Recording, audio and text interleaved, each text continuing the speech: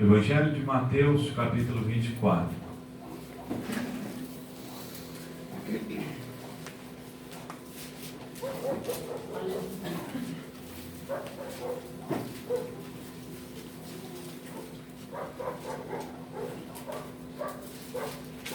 Evangelho de Mateus, capítulo 24. Aleluia!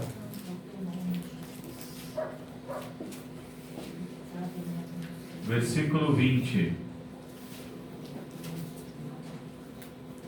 Orai para que a vossa fuga não aconteça no inverno, nem no sábado. Porque haverá então tão grande aflição, como nunca houve desde o princípio do mundo até agora, e nem tão pouco há de haver. E se aqueles dias não fossem abreviados, nenhuma carne se salvaria, mas por causa dos escolhidos, serão abreviados aqueles dias.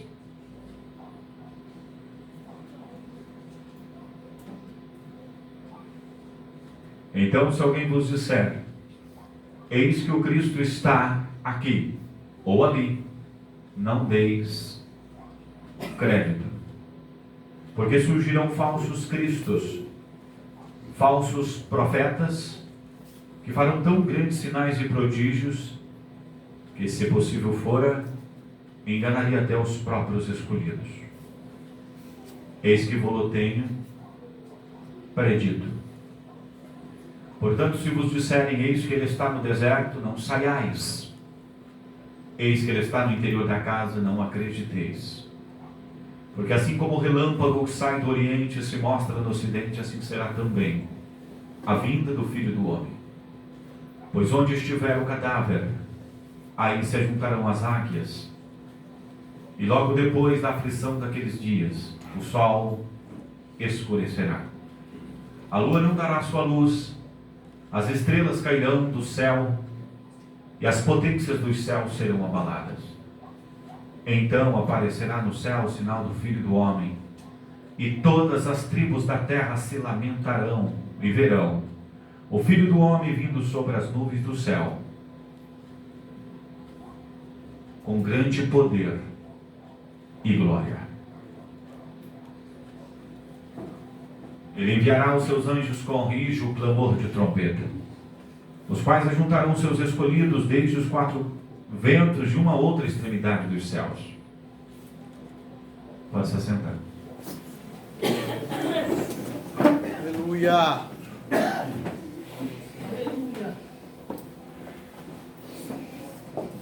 Na verdade que todo o texto é lindo e maravilhoso, e nós conhecemos de cor.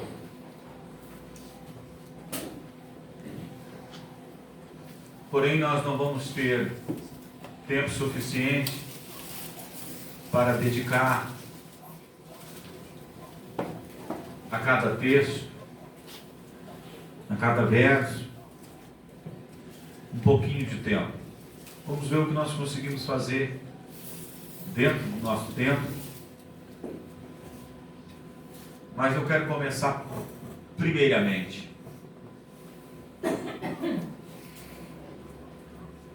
acerca do aviso que Jesus deu para os moradores de Jerusalém. Jesus previa as coisas. Ele usou um termo aqui, eis que eu vos tenho predito. Predizer, Jesus preveu o mal que se aproximava. Dali aproximadamente 38 anos de Jerusalém. Vamos dizer que Jesus estava por volta de 32. Há quem diga que é 29, devido sua era ser 4 anos AC, ou seja, antes dos anos Domini. Você sabe o que é ano Domini? É antes de Cristo e depois de Cristo. Então, uma das expressões que são usadas é Annus Domini, a era de Cristo. Uma vez que você vai falar do próprio Cristo, então você não usa o termo antes de Cristo. Jesus nasceu 4 antes de Cristo. Você usa o termo Jesus nasceu 4 antes dos anos Domini. Uma vez que Jesus nasce aproximadamente 4 AC, então nós contamos aproximadamente 33 anos e meio, que vai equivaler a aproximadamente 29,5. Então você calcula para o ano 70, que a devastação de Jerusalém chegou, você tem aproximadamente 40 anos.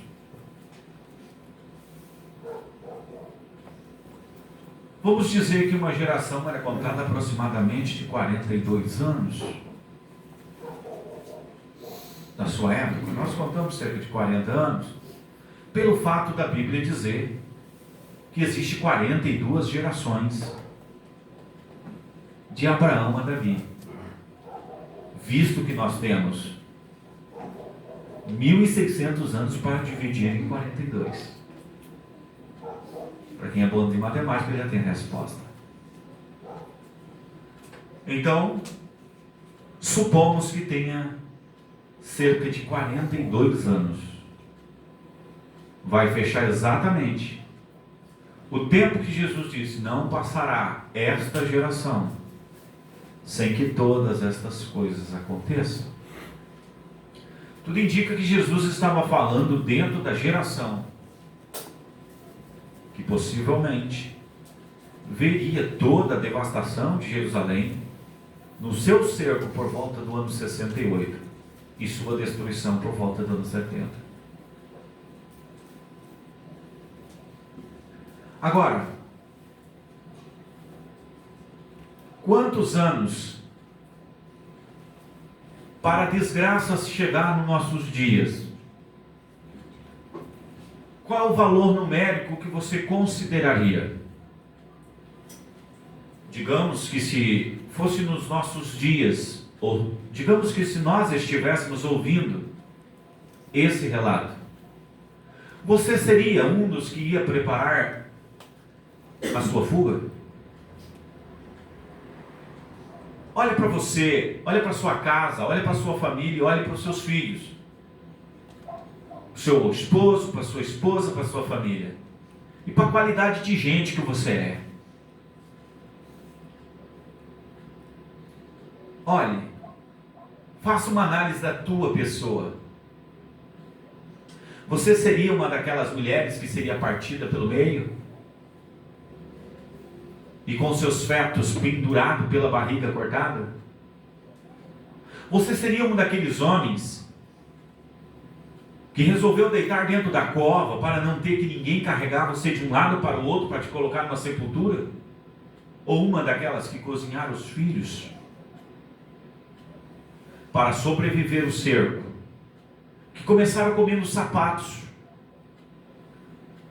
o couro da cinta, o arreio dos cavalos, e mais tarde estava cozinhando parte dos seus filhos? Vocês já ouviram falar de um lugar chamado Massada? Vocês têm noção por que levou esse nome? Você já ouviu falar do termo suicídio em massa?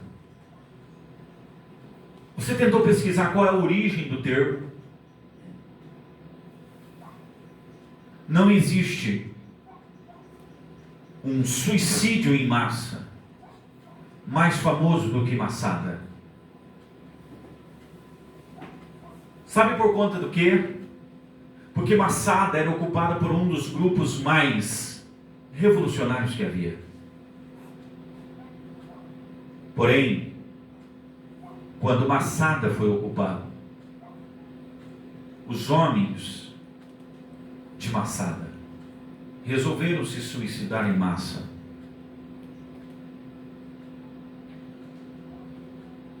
Vocês têm noção do tamanho do mal que visitou aquela cidade? De acordo com o escritor Flávio José, na sua voz, repetido por Eusébio de Cesareia, ele disse assim: É uma vergonha eu ter que registrar tamanha vergonha. Ou é com pesar que eu registro tamanha vergonha. E é impossível um leitor que tem espírito de leitor não conseguir captar o espírito da perspectiva que foi escrita. O tamanho mal que visitou aquele povo. Jesus, na sua voz, ele disse assim: orai para que a vossa fuga não aconteça no inverno nem no sábado. Jesus usa os subsídios que eles acreditavam, o sábado pelo fato de não andarem mais do que um sábado. Eles usavam uma expressão, dizia: olha, a distância de um sábado, porque isso soava aos ouvidos daqueles que saíam de dentro de casa para chegar até a sinagoga ou no templo. Então era permitido o caminho de um sábado, e isso não passava de 888 metros. Evidentemente que nem os judeus cumpriam com isso, que a vida toda pregaram sábado, e muito raro quando conseguiram cumprir a guarda do mesmo. Jesus disse: então vocês oram para que não aconteça no sábado, senão vocês não vão poder passar de 888 metros. Ora, 888 metros, quem sabe, do templo até o Monte das Oliveiras, passando Vale do Cedron, Getsemane, cemitério, Monte das Oliveiras, eu acho que está até mais de, quem sabe, distância de um sábado. Jesus disse: orai para que a vossa fuga não aconteça no inverno. O inverno em muitas regiões tinha características interessantes, como era o caso das estradas tapadas pela grande neve. Não sei te dizer exatamente se esse era o caso. No entanto, Jesus disse assim: ai das grávidas, das que amamentarem naqueles dias. O mesmo historiador conta o que aconteceu com as mulheres grávidas, partidas pelo meio com seus fetos. Enfim, Jerusalém nunca mais voltou a ser a mesma, uma vez que o templo que os judeus usavam para adoração foi destruído. Nunca mais Jerusalém voltou a ser a mesma. E a história viu, está registrado, o mundo viu,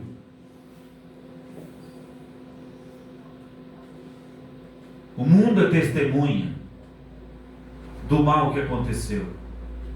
Judeus do mundo inteiro sabem disto. Depois disso, judeus foram espalhados pelo mundo inteiro, pelo mundo todo. A profecia se cumpriu integralmente.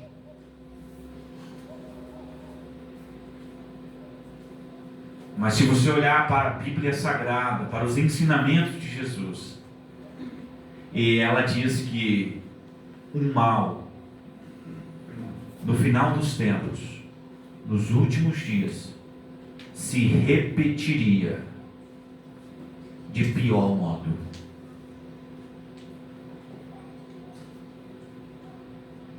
Eu pergunto, será que o exemplo, vergonha e horror que a história registra, ou que um dos piores que a história já viu,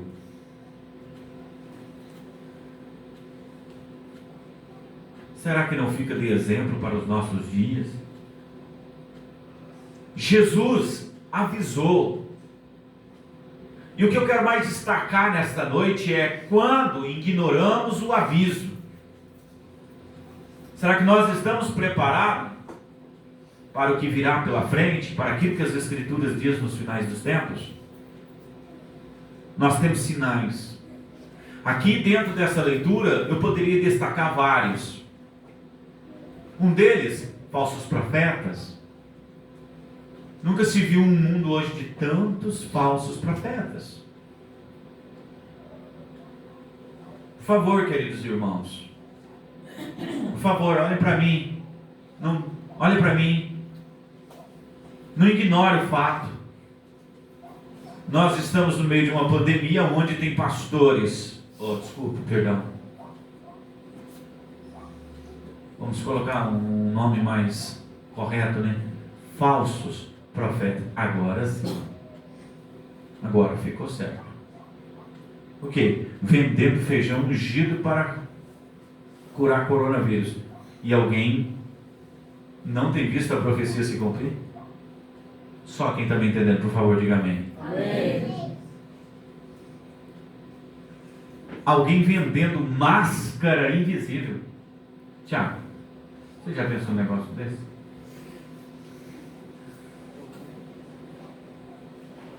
E alguém está procurando sinais? Por favor, só não vê quem é mais do que retardatário. Gente, tem que ser levado ao cubo e ao quadrado.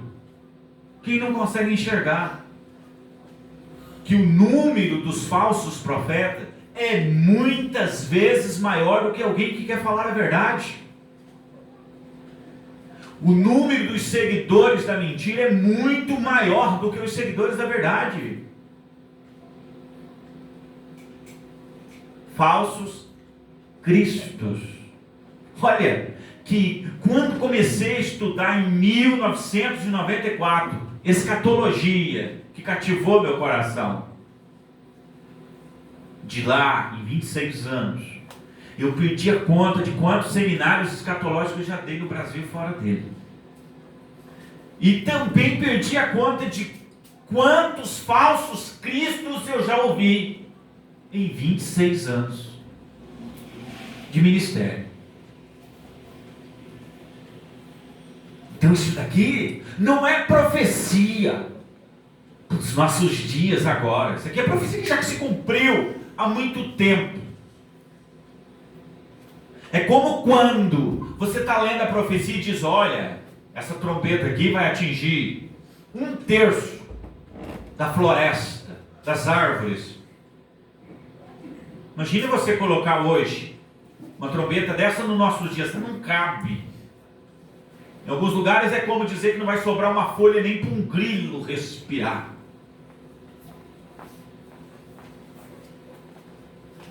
Por causa do avanço que está o cumprimento dessas coisas. É como dizer: você já ouviu falar de falsos cristos? Pelo amor de Deus. Me lembro que em 99, estava em Montevidéu. E lá eu conheci um falso Cristo. E a mensagem dele, não vou citar o nome aqui por questão de ética, apesar que não se fio muito nela. Ele ensinava que Jesus tinha falhado na sua missão, porque em vez de morrer na cruz, Jesus deveria ter ido fazer filhos. Esta era a mensagem do seu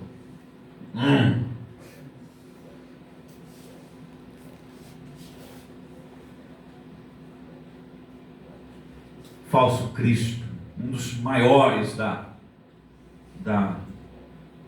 América, que rodou a América Latina. E outros espalhados por vários países do mundo. Aqui em Curitiba, vários falsos cristos rodaram e ainda rondam Curitiba. Brasil é marcado por falsos cristos. João disse uma coisa que é muito interessante. Alguém perguntou: tu és o Cristo? Ele disse: não sou. Hoje os líderes, em nome de evangélicos, eles não têm coragem de pregar a mensagem de João, dizer: eu não sou. Porque eles espalham uma imagem na cabeça do povo, como se eles fossem o Cristo. Eu sou. João ensinou assim: eu não sou. A mensagem que se prega hoje é: eu sou. Você tem um problema? Pega o meu lenço. Me lembro de uma concentração, uma cruzada que nós fizemos em Manaus, no Amazonas. Calor, sabe que a gente sai daqui para lá, vai lá, sua de verdade, né? Forno. Tirei o paletó, muito cansado, suado, para poder orar pelo povo. Quando olhei, tinha as pessoas agarradas no meu paletó, fedido, suado. Me dá meu paletó aqui, vamos tomar vergonha na cara. Mas o povo gosta. O povo gosta. Você vai ali. Quem está me entendendo, diga amém. Amém. O povo gosta, gente. O povo gosta de mentira. Não vou generalizar por causa de vocês. Senão eu ia generalizar. Tem as pessoas que gostam da verdade. O mal está espalhado na terra. Sabe quem sofre com isso? Aqueles que amam a verdade. Uma palavra como esta. Quem está entendendo? Diga glória a Deus. Glória a Deus. Vai alguém ali e combina com o dono da floricultura. Dizer, olha, ou abra uma floricultura e cria-se uma campanha na igreja. A campanha da rosa ungida. Podemos chamar de igreja ou de grandes negócios, uma vez que a comercialização, o comércio da floricultura tem diferença do comércio das máscaras? Tem diferença, meus irmãos? Se cria a igreja, se cria um dogma, e dentro lá do templo, está aqui, ó, o véu para você colocar na sua cabeça. Você não pode orar sem véu, mulher. Quantos membros tem igreja?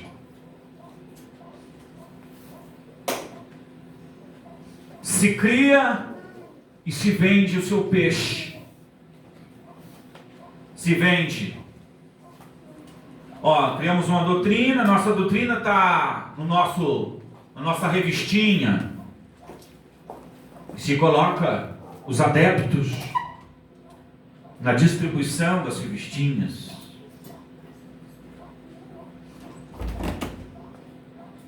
Tudo fora da essência da palavra. Porque a palavra não tem espaço, tem que ter o espaço dos ensinamentos da líder. O ensinamento do líder. Se o ensinamento do líder fosse bíblico, oh, glória a Deus, aleluia, fazer discípulo, e vamos lá.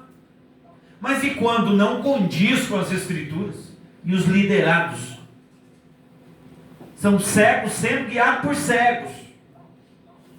Imagina, você congrega numa igreja que o teu líder pega no teu pé para você ler a Bíblia, ler a palavra, para você poder dizer bem assim, o que ele está ensinando é bíblico, para você apoiar ele. Fala, não, ele ensina a palavra, eu estou ali porque ele prega a palavra, ele ensina a verdade. Mas não, líderes que não permitem o seu povo ler a Bíblia, porque se eles lerem, vão descobrir que o que ele está ensinando é errado, é furada. Por isso que tem que ter a confecção de revistinha, de homens que não têm temor de Deus, materiais e até mesmo Bíblias com versões que são totalmente fora das originais. Porventura tudo isso não faz parte da doutrinação dos falsos cristos, dos falsos profetas? Onde as coisas de Deus são combatidas e as coisas dos homens são pregadas. Onde os dons espirituais não se manifestam, mas as heresias imperam. Nunca se houve um tempo tanta apostasia, tanta heresia, tanta imundícia como nos nossos dias. No meio de tudo isso, sabe do que eu me lembro? Eu me lembro de Jesus entrando no templo, expulsando os vendedores do templo. Não vou nem entrar no mérito desta questão, senão não prego hoje. Do que se tem feito dentro dos templos, em nome de templo de adoração. não só o comércio que existe dentro daquilo que se chama de templo. Longe de mim chamar uma Babel dessa de templo, uma bagunça dessa de templo. Pode ser qualquer coisa, né? Menos templo de adoração a Deus. Pode até ser templo de Diana. Pode ser até templo de Dagon, de Moloque, de Baal. Mas de Deus? Não chega nem perto do templo de Salomão, quanto mais no templo da igreja primitiva. Pare! Pelo amor de Deus. Reuniões que chamam de culto. Pelo amor de Deus. Isso é um pecado a gente chamar isso de culto. Onde a palavra de Deus é desfeita, onde ela é desprezada. Aí Jesus entra naquilo que eles chamavam de templo. Chegando lá, dentro do templo estava uma bagunça. Vi um tradicional judeu dizendo assim: Yeshua não pode ser Messias, porque Yeshua expulsou os vendedores do pátio do templo. E a lei permitia fazer aquilo. Ora. Sabe o que os discípulos repetiram depois que viram a ação de Jesus? O zelo da tua casa me devora. Zelo. Hoje é muito raro você encontrar pessoas que têm zelo. Zelo pelo culto, zelo pela sua fé, zelo por aquilo que está escrito, zelo pela palavra, zelo pela casa de Deus. Casa de Deus. As pessoas se reúnem em lugares para ouvir o diabo falar no microfone, chamar isso de casa de Deus, dando entrevistas em nome de entidade tal, em nome de entidade tal. Chama isso de culto. Quem está me entendendo, por favor, fala assim: amém. Amém. Só quero saber se vocês estão me entendendo. Senão, não compensa continuar falando.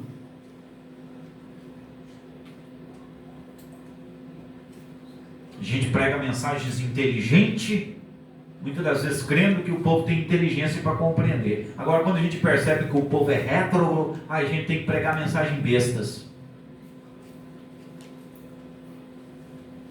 Então, valorize isso.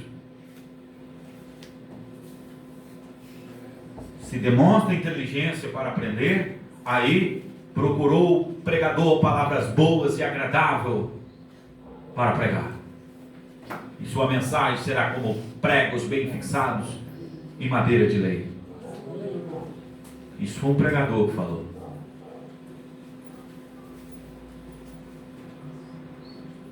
Cultos? Zelo pelo culto?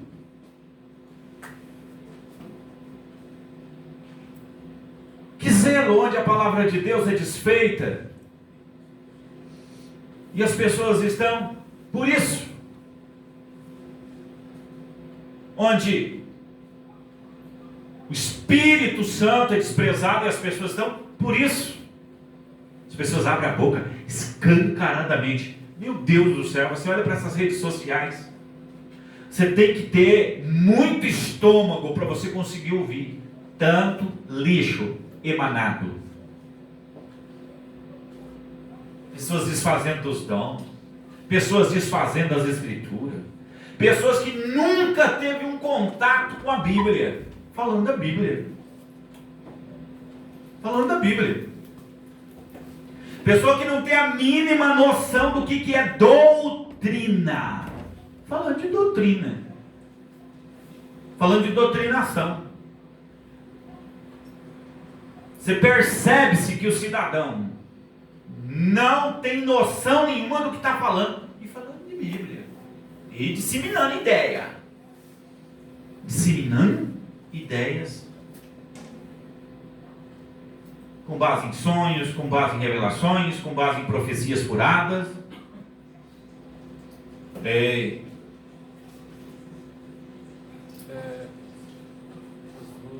Aleluia. E você com a carta magna para compartilhar com alguém, você fala, meu Deus, será que eu devo compartilhar isso aqui com essa gente? Jesus disse, não deis aos cães as coisas santas. Glória a Deus. Não jogue as vossas pérolas aos porcos. Olha o que Jesus fala, olha o que Jesus chama esse tipo de gente de porcos, de cães. Sabe por quê? Porque vive vomitando as imundícias deles e voltando ao próprio vômito. As coisas de Deus estão puras. Alguém querendo disseminar ideias para desfazer dos ensinamentos apostólicos.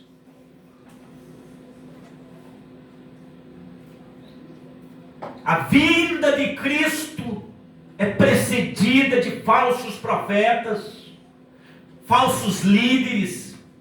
Paulo diz em Mileto, sei que depois da minha partida surgirão lobos no meio de vós que não pouparam o rebanho, atrairão o rebanho após si, e não após a palavra, e não após os nossos ensinamentos. Mesmo que ele escreveu e diga assim, se tem alguém que não obedece o nosso ensinamento, notai-o, desprezai-o. Onde a palavra de Deus, os ensinamentos tentando desfazer daquilo que é sagrado. Agora eu pergunto, que bênção terá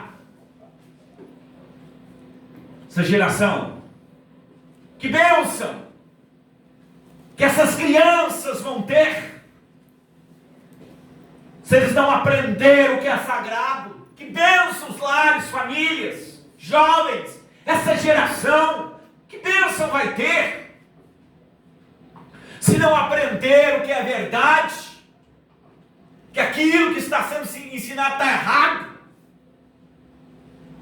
Ora, meus irmãos, existe coisa que está estampado, que não tem nada a ver com as Escrituras. Não tem nada a ver com a verdade dos sacros, santos ensinamentos do Senhor e dos seus apóstolos.